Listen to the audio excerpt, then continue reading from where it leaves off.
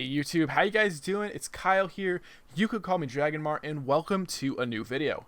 So guys, in this video, I'm going to be answering the much asked question, what should I main in Season 3? And I'm going to be separating heroes into tiers, and these tiers are going to take into account a few things. Some of them include the easiness to learn, the easiness to master, and the ability to carry. You might have heard some of these terms such as the skill floor and the skill ceiling. Skill floor obviously refers to the sort of level of play of the hero required to sort of be effective at the bottommost level, while the skill floor is kind of like how high can you take it? How good can someone be with this hero? And different heroes have completely different floors and ceilings, and we're going to get into that. And I also want you to remember that just because a hero you love isn't like at the top of the list or maybe at the bottom, it doesn't mean it's not good. This really is intended to help people from around low masters to plat and below choose their heroes, right?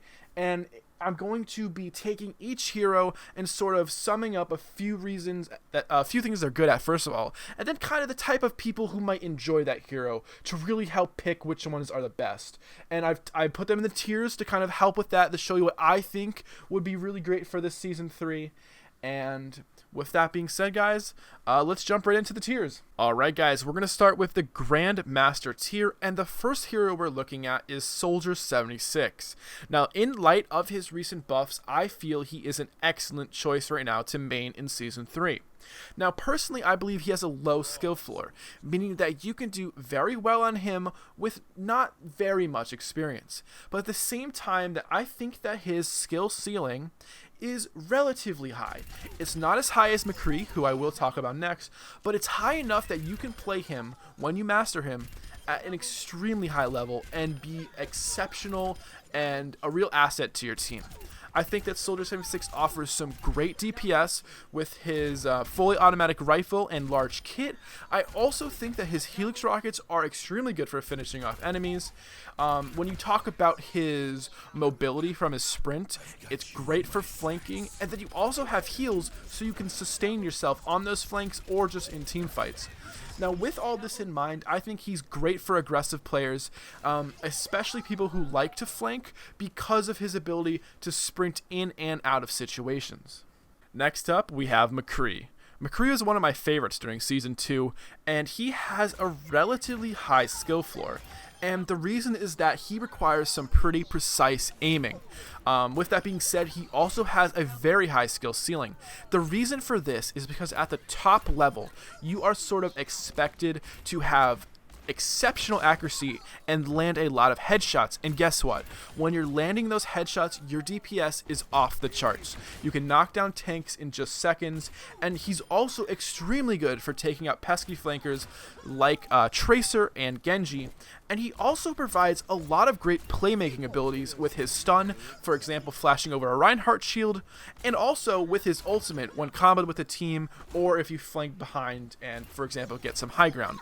Now, I would suggest McCree for players looking to, simply put, use their mechanical aiming skills to dominate games and the enemy. So now I'm going to talk about D.Va. Now, I believe that D.Va has a relatively low skill floor. Just the ability to right-click on an enemy ultimate, suddenly you've stopped their ultimate, right? I think that's a low skill floor. But I don't think the skill ceiling is that high. I think that there are outliers, of course. A few professionals come to mind who are exceptional with D.Va. But I really don't think she can get that high, but that doesn't matter. She is extremely good right now with her recent buffs. It really helped push her back into the meta. And she's able to survive and sustain herself for a really long time now by either flying to health packs or flying while using her shield. Or just whatever, right? Because now she even has more health, and she's so hard to kill. And with the ability to sort of block enemy ultimates, for example, Zarya ultimates, Soldier ultimates, McCree ultimates, and just so many more. She is really unmatched in that category, and because of this, and because of her ability to block like enemy shots, she is so hard to deal with in 1v1s. So I really recommend D.Va to players who are sort of looking for a tank if they want to play that role, and who want to help a little in team fights. She has an interesting ultimate, but at the end of the day, she is for people who want to be extremely annoying to someone like enemy snipers and supports. Next up, we have one of my favorite supports, Ana. And the reason I have Ana in the Grandmaster tier is that she is just amazing in almost every situation. I believe personally she has a relatively high skill floor with a very high skill ceiling. And part of the reason I say both of these are high is because mastering her sleep darts can actually be pretty hard. It's a really skilled shot, same with her grenade, and because of all these sort of skilled shots, I do think she is one of the toughest heroes to master, but can be extremely rewarding if you are someone with good aim. So there's a lot of aiming required when you play her to heal, but you can choose to not scope if you want, which some people find a little bit easier.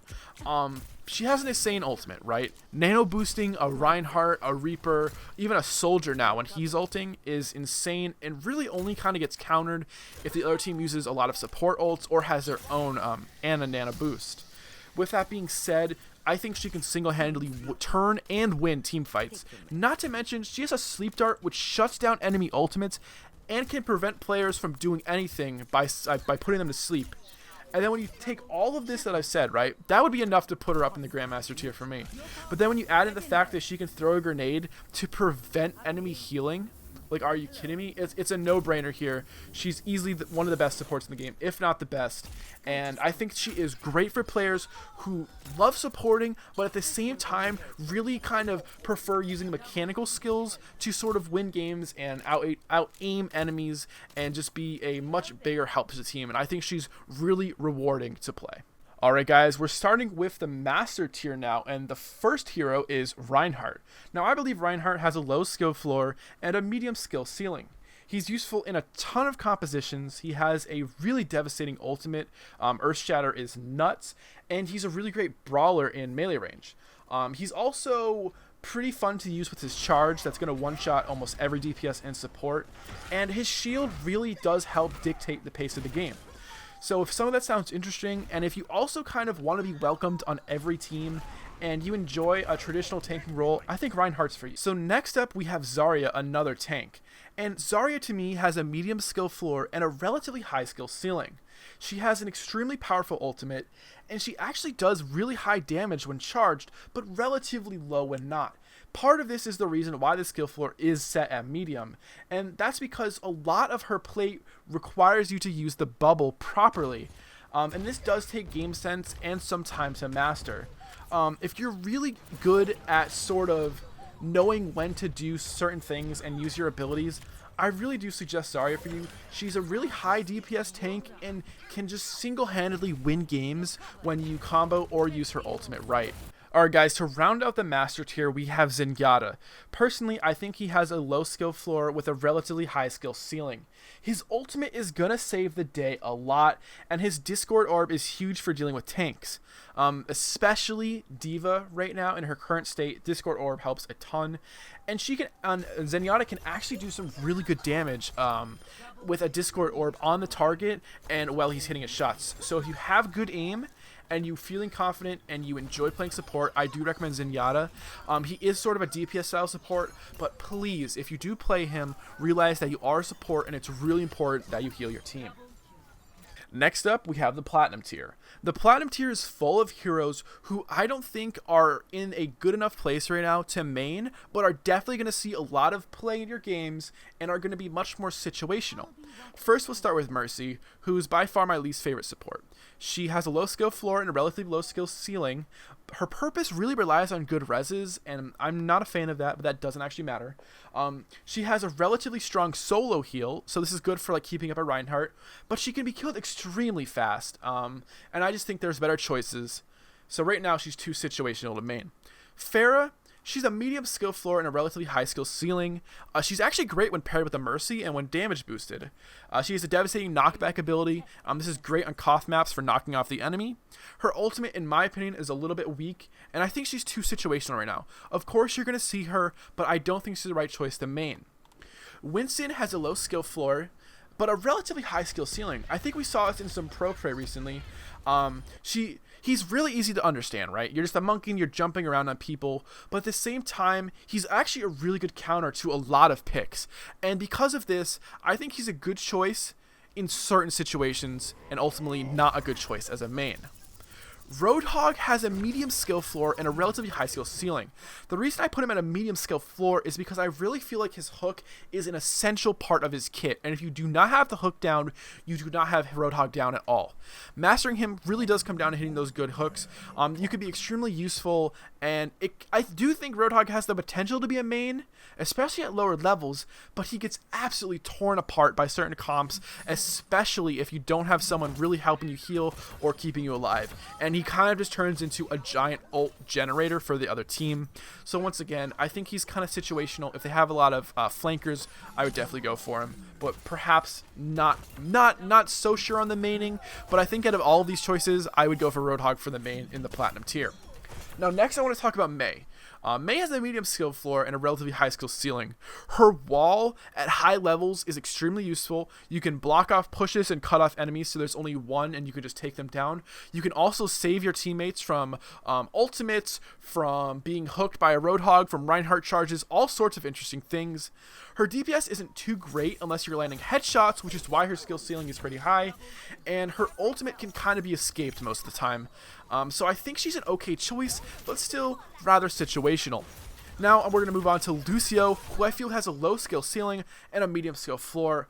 I know a lot of us saw the DPS Stanky video, so there definitely are Lucio outliers, but the recent nerf really did kind of affect him, and he's still good, but I think other supports like Zenyatta and Ana are just really good right now. I love him for Koth, so if you are going to main him, I think he could be your Koth guy. He could be a great support for Koth, but probably not a main for payload and capture and things like that.